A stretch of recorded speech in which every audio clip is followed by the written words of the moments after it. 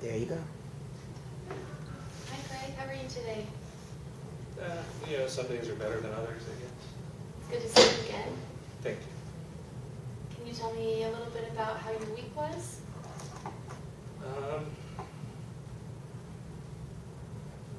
It wasn't very good, I guess. I mean,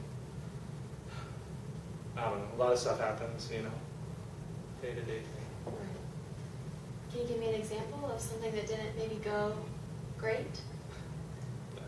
I lost my job this week. Oh, no. I'm really sorry to hear that, Craig. It's the way it goes. I mean, I guess with everything going on, some things are more important than others, I guess. And there's a lot going on for you right now. Yeah, definitely. I don't know how things are going to work out.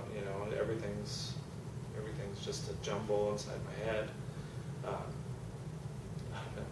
don't even know what to say. How are things going with your wife right now? I don't think it's going to last. I don't think we're going to make it. I mean, she still won't take responsibility for everything, and I'm just mad all the time, and we fight, and I just think that maybe it's just better if I just leave. Now, when you say take responsibility, are you referring to the incident with your son? Yeah, I mean, it's got to be somebody's fault, right? Somebody did it, and she's the one that left the door open. He went out. She won't admit that it's her fault. And you feel that, like, fault has to be placed for something of this nature? It has to be somebody's fault, right? I mean, I wasn't there.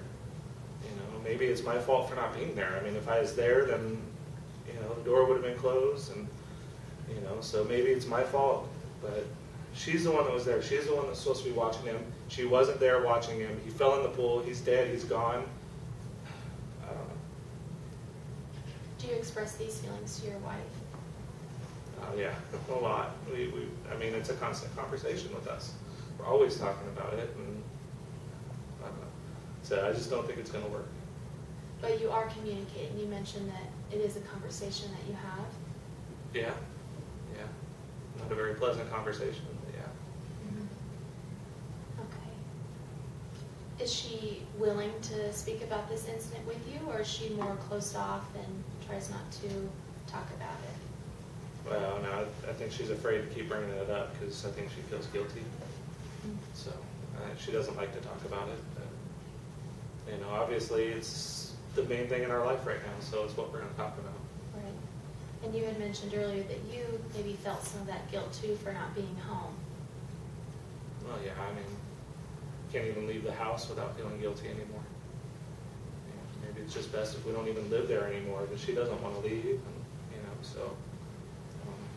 And I can imagine it's hard being in the same house where it happened, and having to be around the same surroundings all day. Yeah, it is. Well, especially not working now. I'm always thinking about it. It's, I don't know, thinking about having the pool drained. I don't know. Part of me wants to block in the back door so we can't even go in the backyard anymore. I can understand how that would be so painful, just almost a constant reminder of what had happened. Yeah, I mean, everything was perfect. Life's always been so easy. I mean, everything's come the way it's supposed to. And then all of a sudden this happens. I don't know. Is it my wife's fault? Is it God's fault? Is it my fault? I just keep thinking if she would have closed the door or if she would have been watching him, then this wouldn't have happened. Right.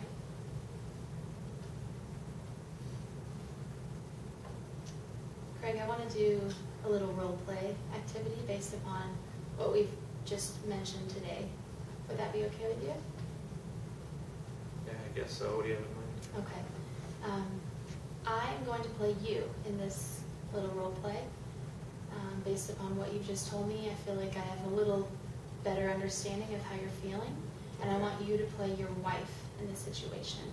So I want you to respond to my questions and my thoughts as if she would respond to those.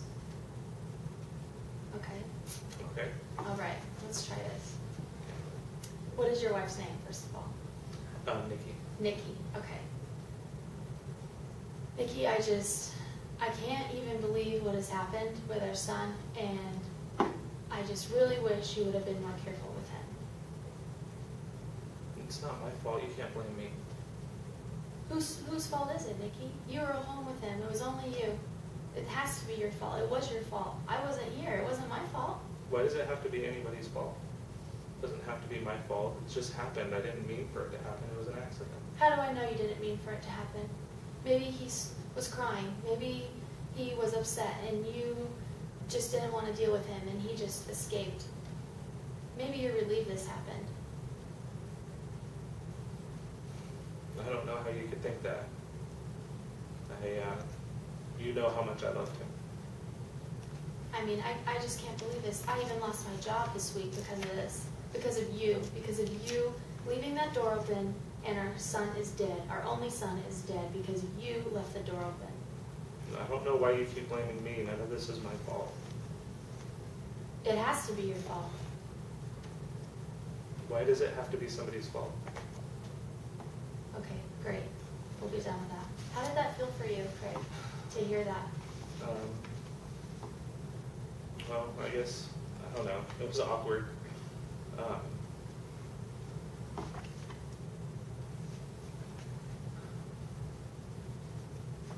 It's really hard for me to put myself in her place and understand where she's coming from.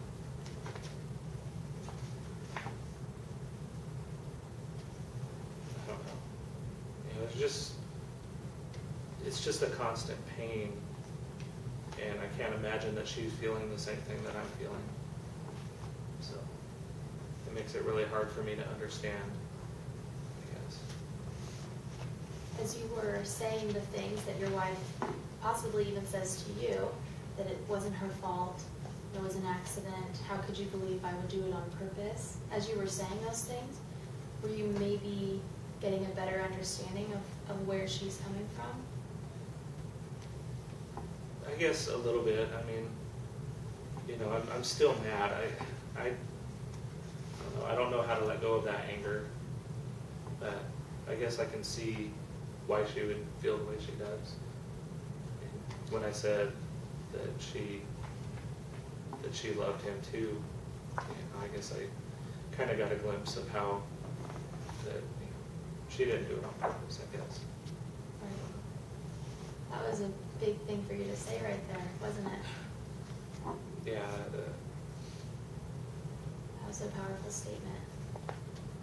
Because can you really be sure that she did do it on purpose?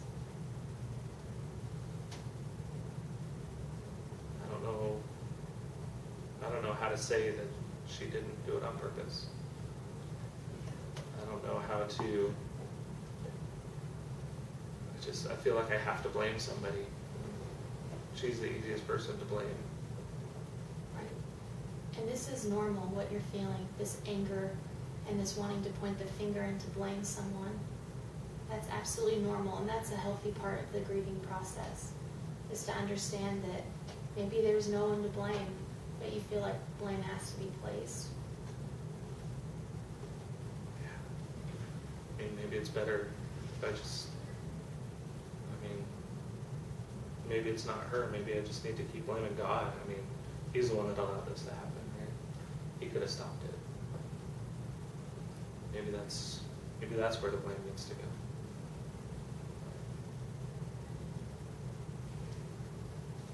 Maybe, I don't know. At least we have somewhat better understood in these few minutes that you cannot be sure, you cannot prove, there's no evidence that your wife purposefully had done this to your son. It's really hard for me to admit. It's really hard. It might be helpful too, Craig, to remember those feelings of when he was born and the love that was present there between your wife and you and that beautiful boy, and to know that the love that she had for him, she could never do anything to harm him.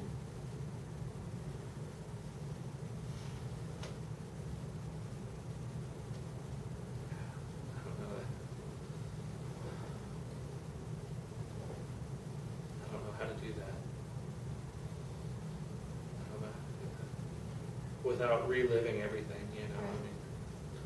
I mean, I wish I could just forget and move on, you know, and just not have to have these memories anymore. How can everything go from so good to so bad so fast? It just, I don't know. But I guess I can't keep blaming her. And there are some things that we will never understand. You might never know why that happened or why, as you had stated, God didn't stop this from happening. That might be a question you'll never get an answer to. But we need to focus on what you can control in your life, and that is how you view the situation. And today, I feel that, you have stated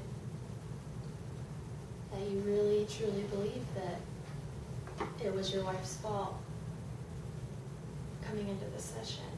Yeah. And now we are maybe seeing things a little differently. And it won't happen overnight, right?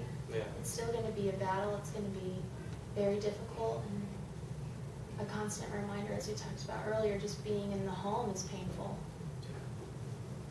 But I feel that we're on the right track in realizing that blame might not need to be placed. Yeah, that makes sense. How do I go home and tell her that? I feel that it will be more of a process. Do what you feel is most comfortable for you. Maybe rushing home and apologizing right away might be too soon.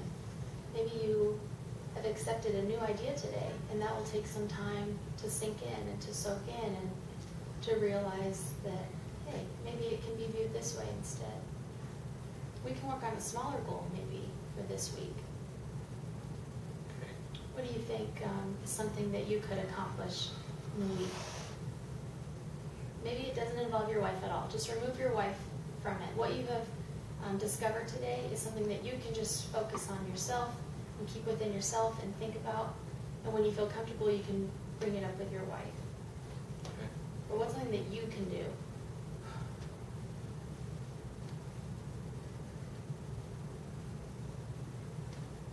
You know, I'd really like to be able to leave the house just once without feeling guilty for leaving. Maybe that's something I can start thinking about. Just, you know, how do I walk out of the house and not have a guilty feeling for leaving and not being there? I guess I can work on that. I think that's a great goal, Craig. Maybe even leaving the house, because now that you don't have a job, just getting out, taking a walk, running to the store, I think that will help too. And then knowing that I didn't have anything to do with this by leaving, by going to school that day, by going to work that day. That didn't in any way contribute to this horrific accident that had happened. Yeah. I guess that's a start. I agree. I think that's great. I look forward to hearing how the week went, especially in regard to this goal when we meet again next. Okay. Yeah, I'll work on that. What else do you need to tell me? I don't know. There's just so much going on in my head that it's hard to break it down into, you know, one thing or the other. It's hard to, you know. I guess it definitely helps to look at things from other people's viewpoint, see what they may be feeling. So focused on my own pain, it's really hard for me to turn it around and see that maybe other people are hurting too. So I guess that's something that I need to start doing, is understanding that other people are hurting too. I think that's a wonderful insight, Craig. It's great. And I hope that activity that we did was able to kind of, switch places a little bit and maybe understand a different perspective, as you were saying. It was a little awkward, but I think it helped. It's tough. Like you said, especially in such a tragedy as this, when you're just so focused on your emotions, it's difficult to look outside of that and wonder how someone else is thinking about it. Yeah, it is. Well, I'm proud of you. I think you did great today. Thank you. I look forward to seeing you next time.